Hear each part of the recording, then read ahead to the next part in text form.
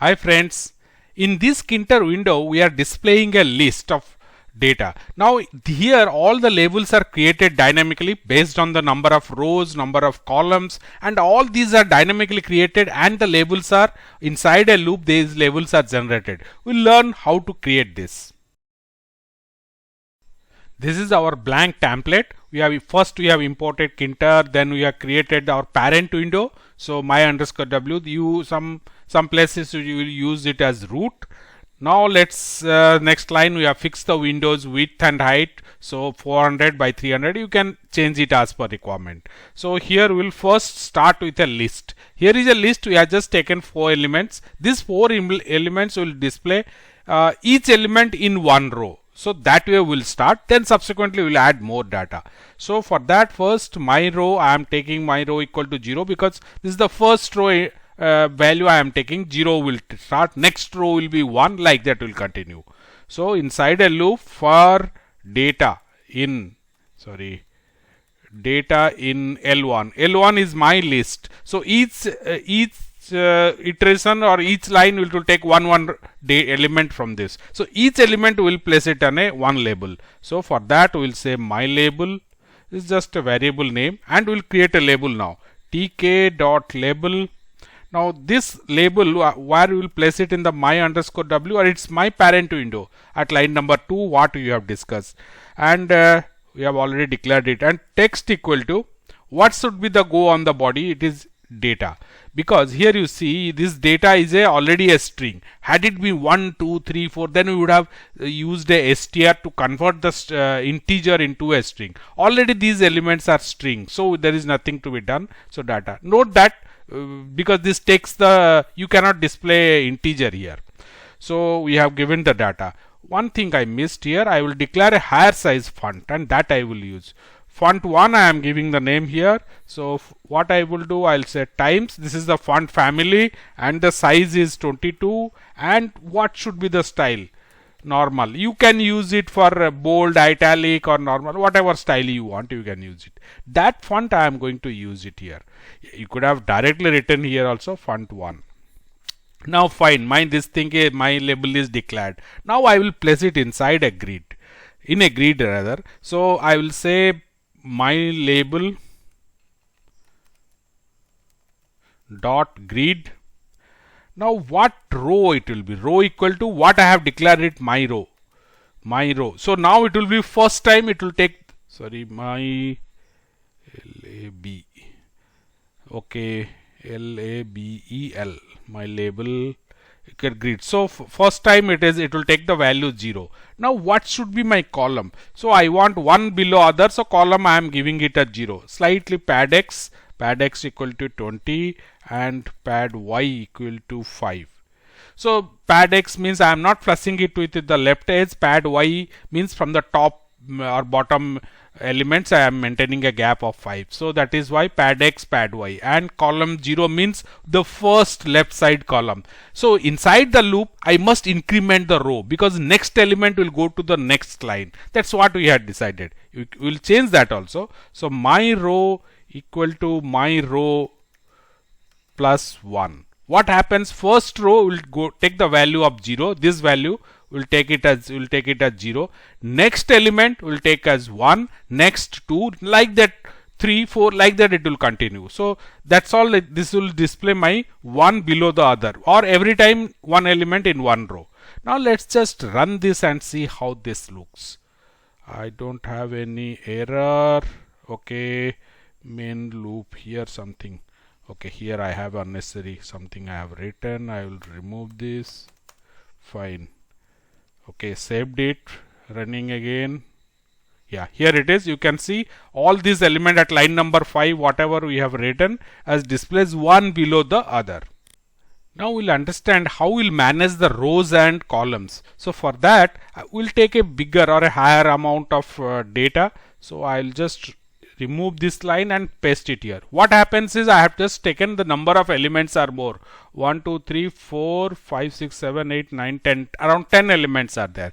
This will try to display, and this time we'll take care how we will manage how many columns will be there, or how many elements will be there in a row, then next line how many will be there, that will take care. So for that I am declaring two variables now. So what I am saying is my rows, now my row and my column, these are the rows and column values.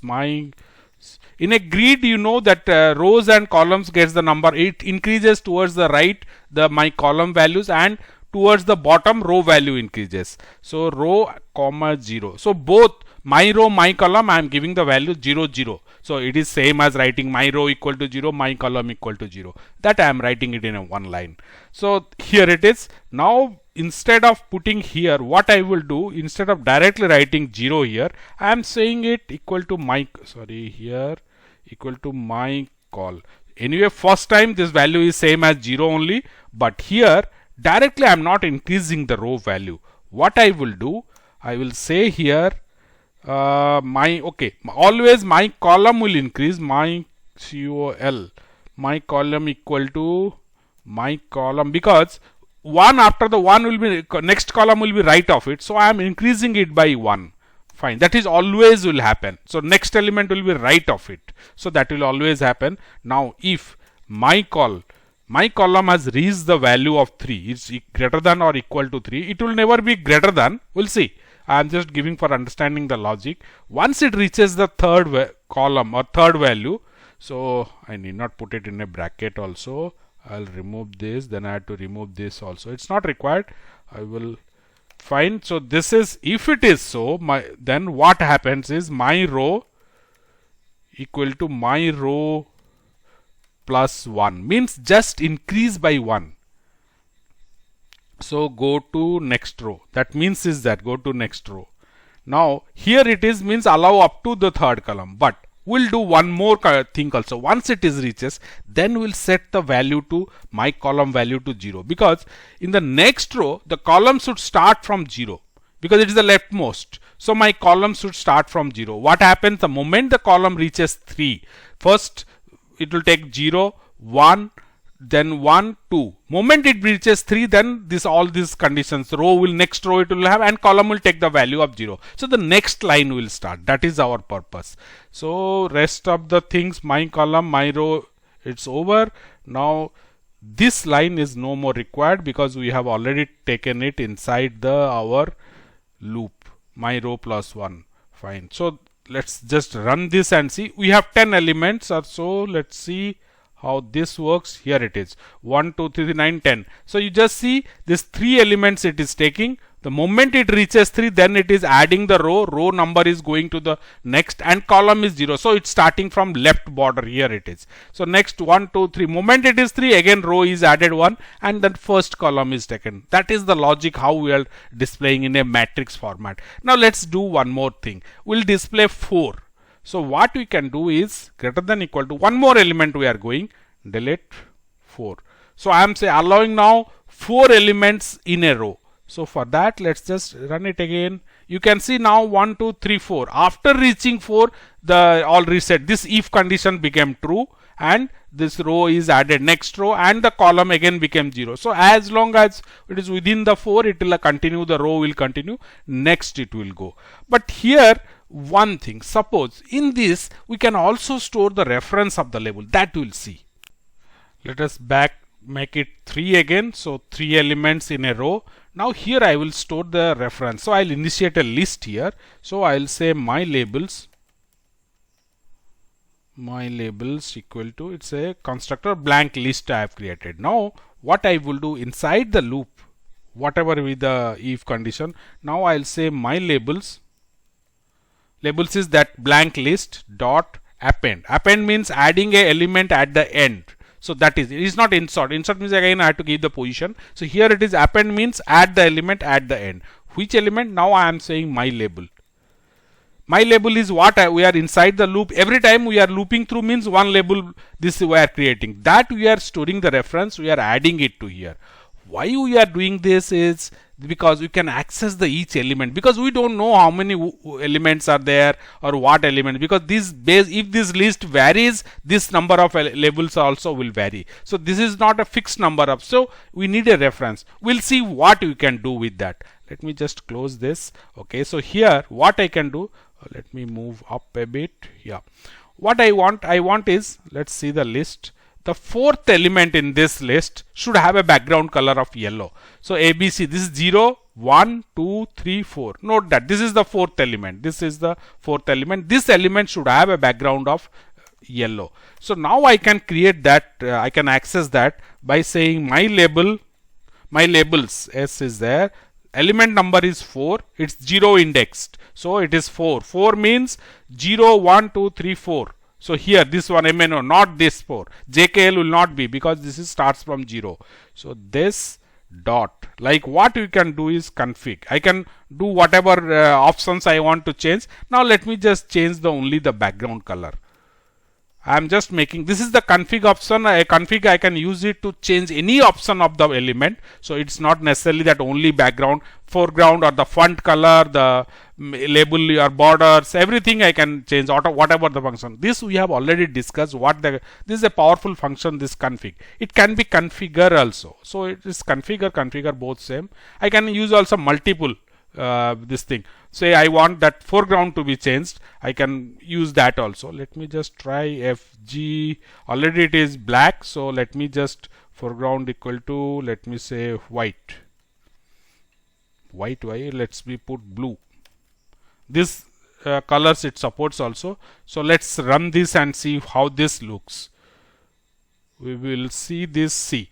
Here it is. So note that this is the fourth element. So 0, 1, 2, 3, 4 MNO. So there it is. This foreground color you can see, or the font color you can see, it's blue and the background is yellow. Say we are displaying a students from our student sample table. Around 40 records are there. Highlight the row who got the highest mark, or the mark column is highest. You using a different logic, you may identify the index of that row, and that row we can make it background yellow. That is highlighting the particular element. That also can be done. That's a different logic altogether. We can bring that one. It is just to show that this reference can be stored and each element can be accessed.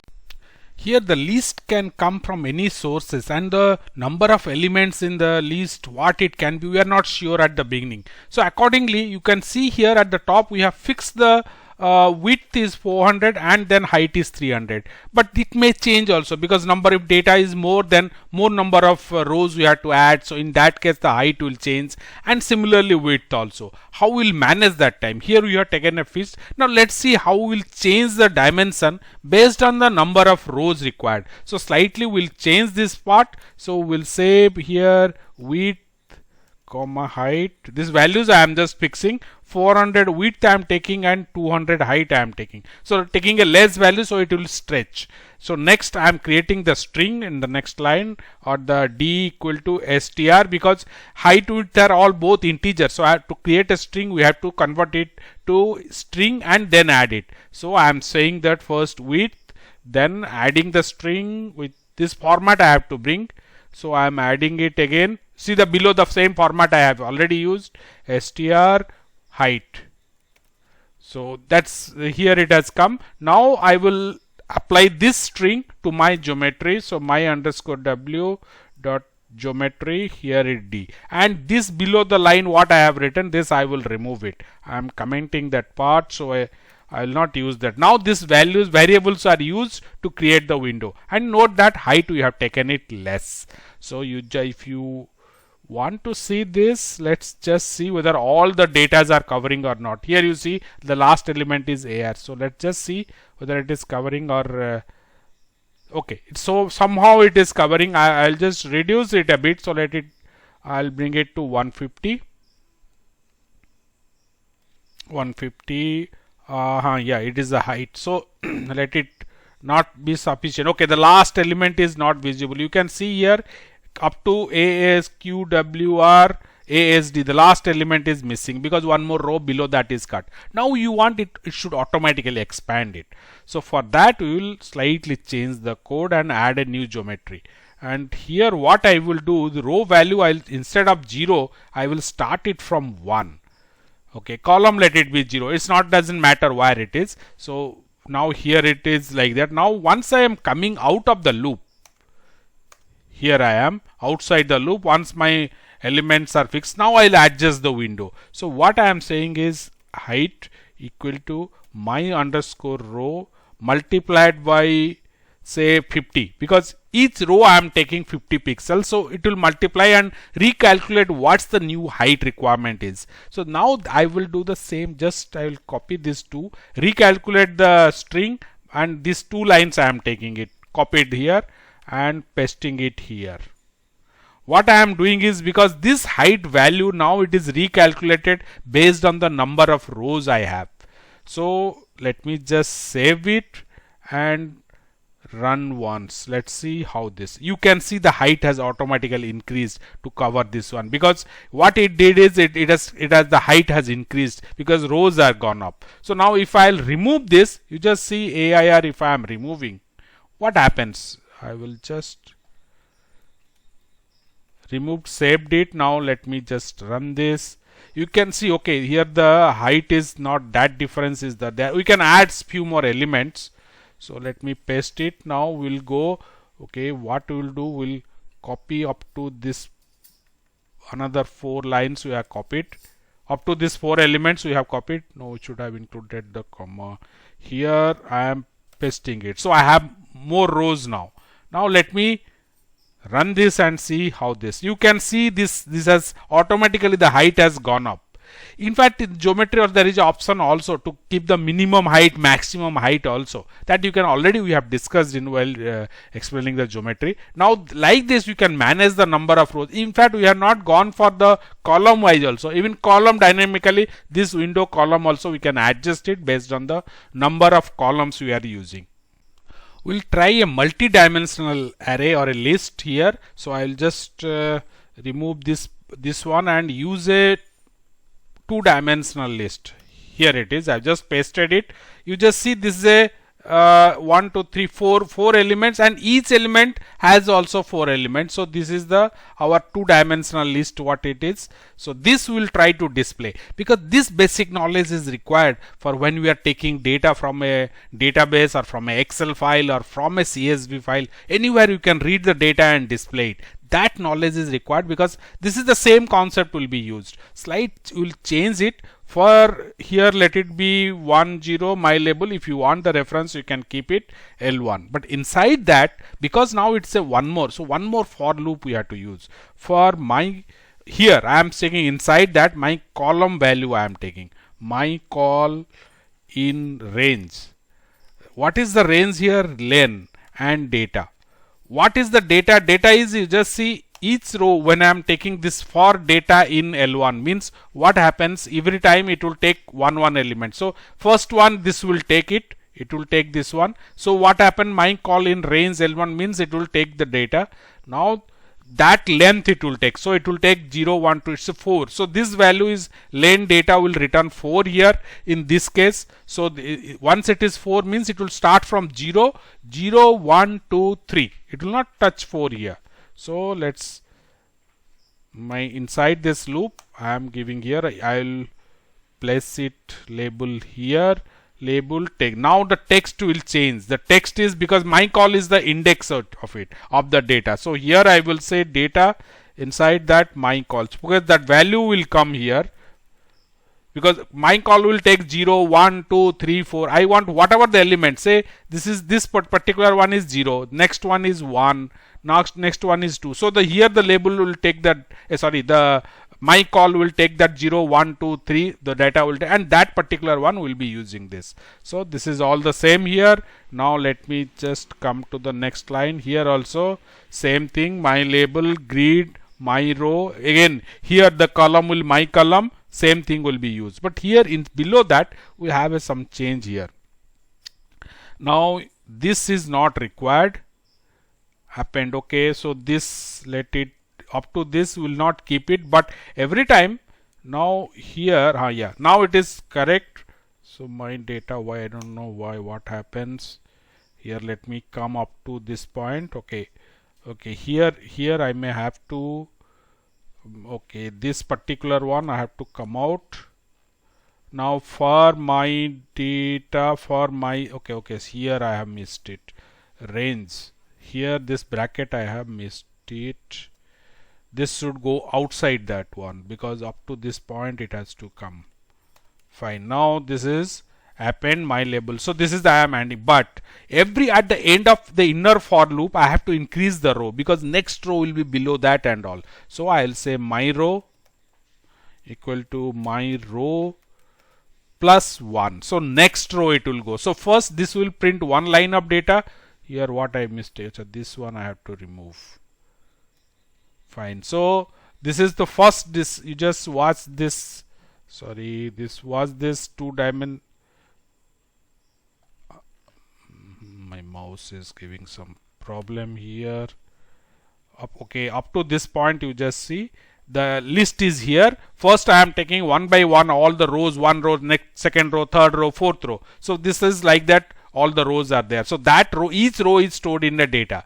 Now each data again, how many elements are there? Because we are not taking it directly for here, because if it is coming from some other source also, it will dynamically it has to come. So we are counting how many elements are there, and then we are looping against each element of the row. So here we are writing that particular one because it's the index position. This my call will start from 0. So for MNO, this first element to print, it will be 0. Next it is 1. Like that it will continue.